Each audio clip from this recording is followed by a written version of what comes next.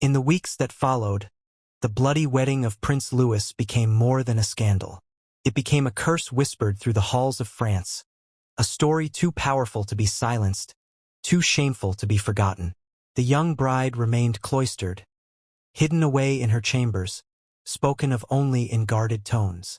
Some said she had fallen ill from grief and fear. Others claimed she was possessed, her mind shattered by forces beyond human comprehension. Whatever the truth, she was erased from public life, a ghost living within castle walls. Louis, on the other hand, bore his wound like an unwanted crown. Though healers stitched his torn flesh, the scar remained, a twisted reminder carved into his body for all to see. To courtiers, it became a symbol of weakness. To rivals, it was mockery. To Louis himself, it was torment. He carried not only the scar of his ear but the deeper wound of humiliation, one that would haunt him for the rest of his days. Beyond the castle gates, the people of France shaped the story into something larger than life. Minstrels sang ballads of a cursed wedding, of a bride too young and a groom too proud. In one version, the girl was portrayed as a victim, a lamb forced to the altar, whose desperate act was one of defiance against a cruel fate. In another, she became a demon, sent to punish the royal family for its arrogance. Every telling twisted the truth further, until no one knew where history ended and legend began. The church tried to stamp out the tale, declaring it sinful gossip, but their efforts only fueled curiosity. Priests thundered from pulpits that the marriage was holy, that the events of that night were misinterpreted, yet the whispers spread faster than sermons could silence them. For the common folk, it was not just scandal, it was a parable, a warning of what happens when power outweighs humanity, when innocence is sacrificed to ambition. In the courts of Europe, rival kingdoms laughed. Ambassadors carried tales of France's humiliation to England, Spain, and the Holy Roman Empire. Foreign rulers mocked the young prince who had been bested by his own bride.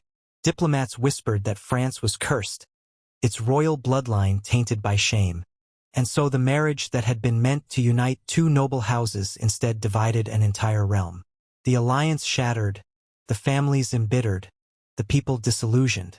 What had begun as a political maneuver ended as a moral disaster, and France would never forget. Over time, the details blurred, but the legend remained. Centuries later, chroniclers still wrote of the bloody wedding night of Prince Louis, each retelling darker than the last. Some painted him as a tragic figure, others as a fool. The bride was sometimes remembered as a victim, sometimes as a monster.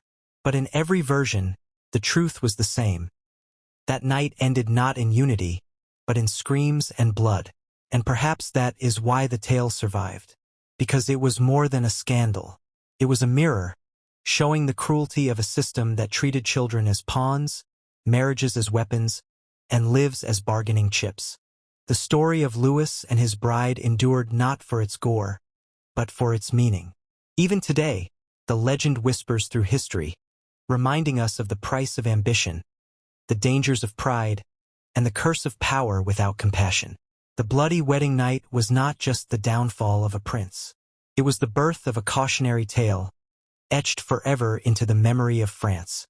In the glittering courts of medieval Europe, every gesture, every glance, and every rumor could shape the destiny of a kingdom.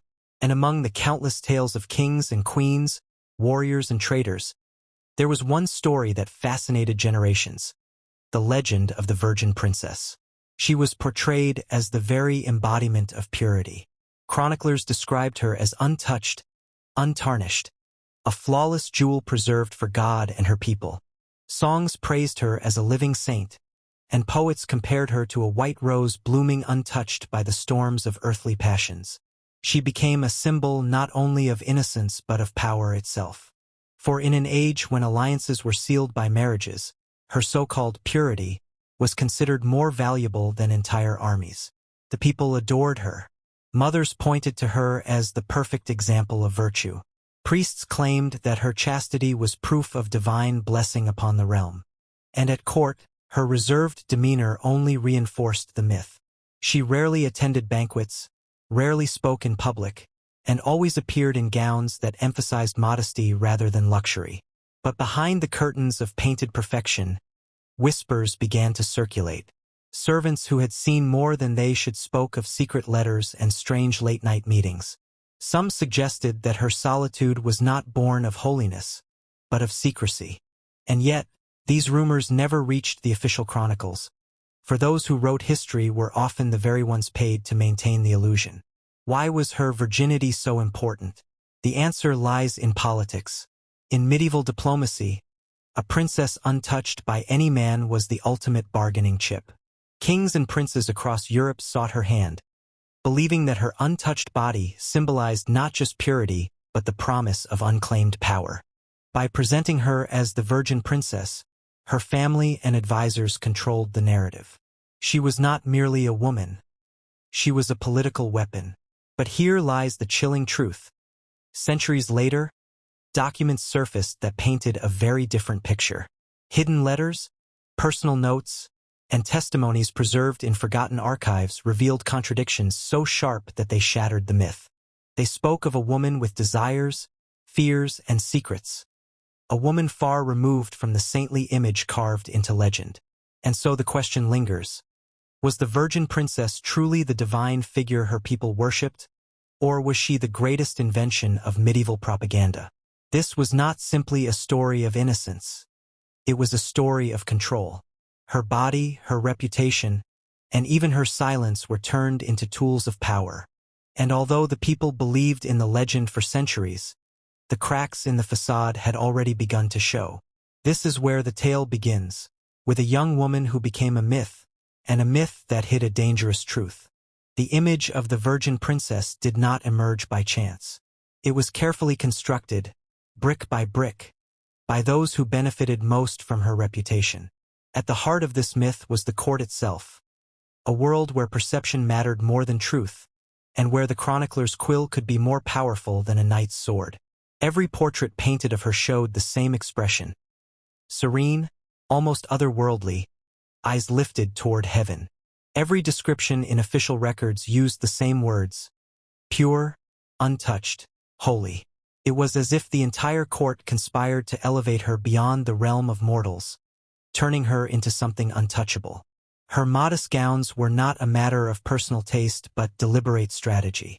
Instead of glittering jewels and plunging necklines, she wore simple silks, often in white or pale colors, to emphasize chastity.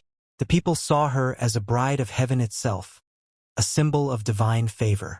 But it was the men of power around her who dressed her this way, for every detail of her appearance was a political statement. Chroniclers at the time, men who depended on royal favor, wrote glowing accounts of her virtue. She is untouched by sin, one wrote, a flower unplucked, her beauty shining because it remains untainted. These words were not merely praise. They were propaganda. By ensuring her reputation as a virgin remained flawless, her family could reject unwanted suitors, delay political deals, or command higher dowries when the time came. The church also played its role. Priests declared that her virginity was a sign of God's blessing, proof that the kingdom was favored by heaven. Her image was painted onto church walls, sermons praised her chastity, and pilgrims began to associate her with relics of saints. It was a dangerous mixture of politics and religion. Her purity became not just a personal quality but a sacred ideal. Meanwhile, she lived a life of isolation. Every step was monitored, every glance judged, every word weighed. She was not free to laugh too loudly, dance too freely, or even show too much warmth in conversation. For the illusion to survive, she had to remain a statue, cold, perfect, untouchable. And the more she was hidden from the world, the stronger the myth grew.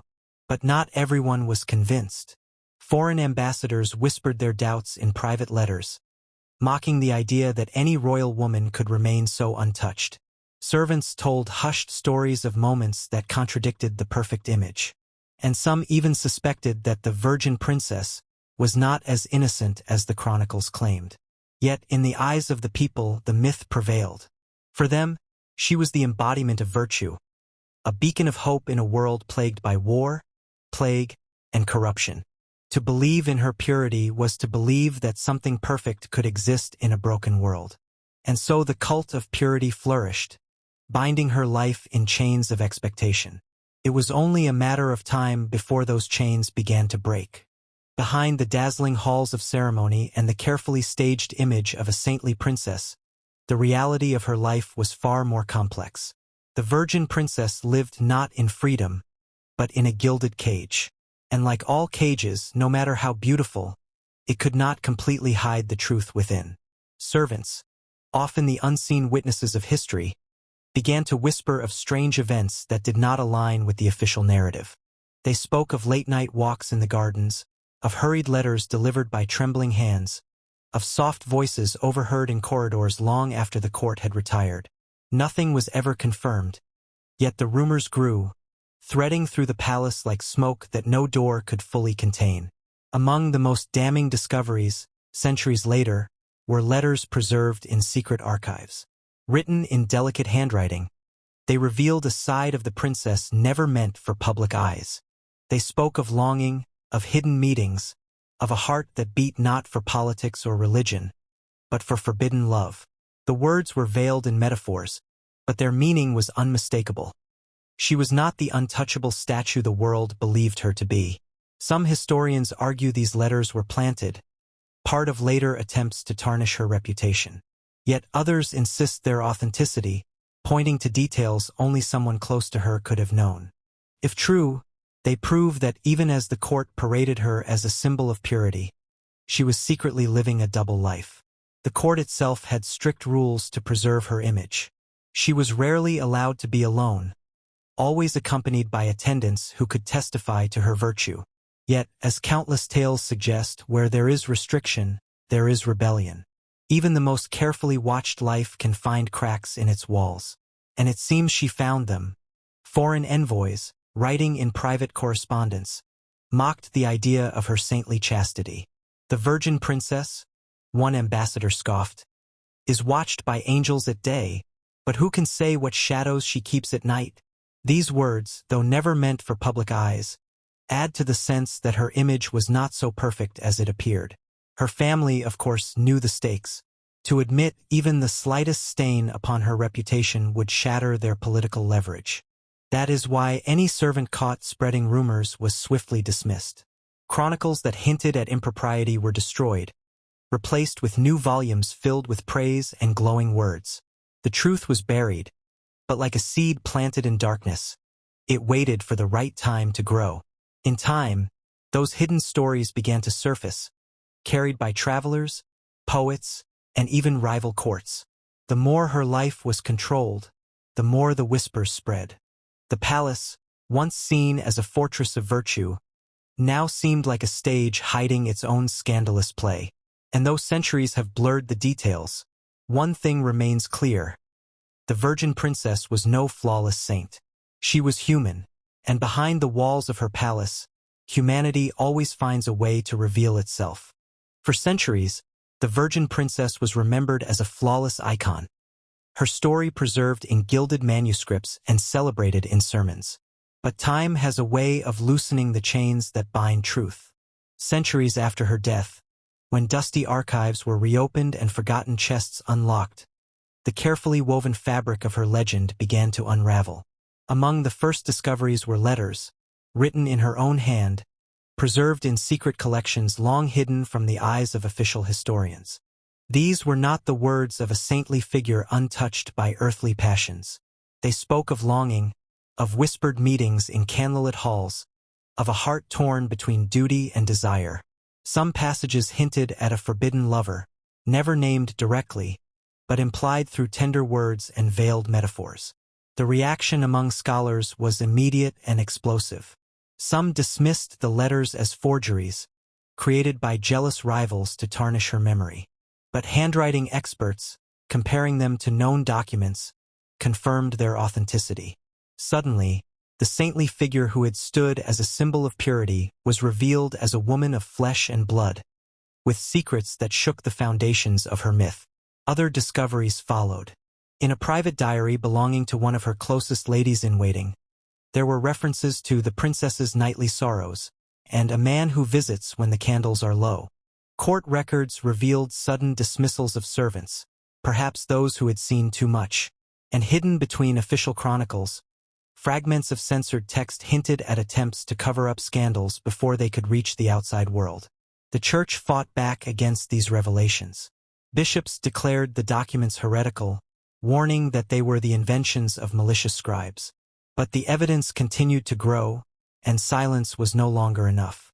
The virgin princess, once seen as heaven's chosen daughter, was suddenly recast in the minds of many as a deceiver, her chastity nothing more than a mask.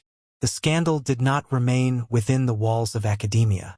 Writers and poets seized on the revelations, turning them into sensational tales.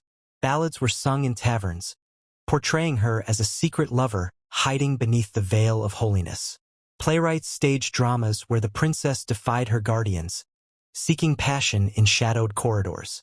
The people, once convinced of her angelic nature, were now enthralled by her humanity, and by the scandal that proved even legends could fall.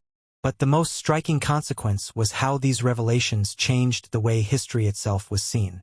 If the virgin princess, once praised as the purest of women, had been the subject of lies and manipulation, then what other legends had been built on falsehoods? Her story became more than a scandal. It became a warning that history is not always truth, but often the invention of those in power. For her, the exposure was both liberation and condemnation. She was no longer trapped in the cage of sainthood, but neither could she escape the judgment of those who had worshipped her. And so the image of the virgin princess cracked like glass. Beneath the surface of perfection, the world glimpsed the reality. A woman who lived, who desired, who loved, and who was silenced. A woman whose darkest secret was not her impurity, but the fact that her humanity had been hidden for so long. The revelations about the virgin princess spread like wildfire, transforming what had once been a tale of sainthood into one of scandal. And yet, even as her image crumbled, she did not fade into obscurity. Instead, her story took on a new life, not as a flawless ideal, but as a legend filled with contradiction, fascination, and warning. For the common people, the fall of the virgin princess was both shocking and strangely comforting. They had long been told she was perfection incarnate, an impossible standard no mortal could match. When the truth of her hidden letters and secret longings was revealed, she became human in their eyes.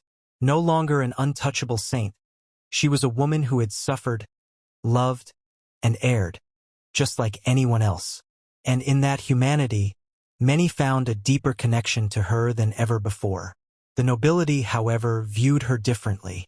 For them, her exposed secrets were a political disaster, a reminder of how fragile their own carefully crafted images could be.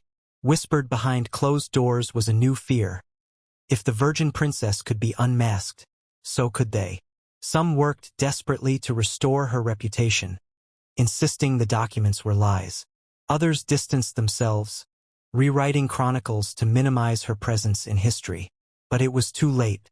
The legend had escaped their control. Writers, poets, and minstrels ensured that her story would live on. In taverns, ballads were sung of the princess who had defied her gilded cage. Some portrayed her as a tragic heroine, forced into an impossible role by ruthless politics. Others painted her as a deceiver, a warning against trusting appearances. Every retelling bent the truth, but each added another layer to her myth. The church, too, could not silence the tale. Priests tried to turn her downfall into a moral lesson, preaching that even those who seemed pure could be corrupted. But in doing so, they only ensured her name would be repeated from pulpit to pulpit, from village to village. Ironically, their attempts to bury her story only spread it further. As the centuries passed, the virgin princess became more than a historical figure. She became a mirror, reflecting the fears, desires, and hypocrisies of the societies that remembered her. In some eras, she was revered as a martyr of innocence destroyed by power. In others, she was condemned as a liar who betrayed her people's trust. The truth was never clear, and perhaps that is why her legend endured. Historians today see in her story a lesson about the nature of history itself. Was she truly a woman of forbidden love? Or were the letters exaggerated, even forged, to slander her? Was she a victim of propaganda, or an accomplice in her own myth? The lack of certainty is what keeps her tale alive. It reminds us that history is not just facts written on parchment, but a living narrative shaped by politics, belief, and rumor. In the end, the darkest secret of the Virgin Princess was not simply that she may have broken the vows imposed upon her. It was that her entire identity had been stolen, rewritten, and manipulated for the sake of power. She was never allowed to be herself, only a symbol, whether of purity or scandal. And perhaps that is the true tragedy. That a young woman's life became a legend not because of who she was, but because of what others needed her to be. Her story endures as a cautionary tale, a reminder that behind every myth lies a human being, and behind every legend lies a truth far more complicated than the one we are told.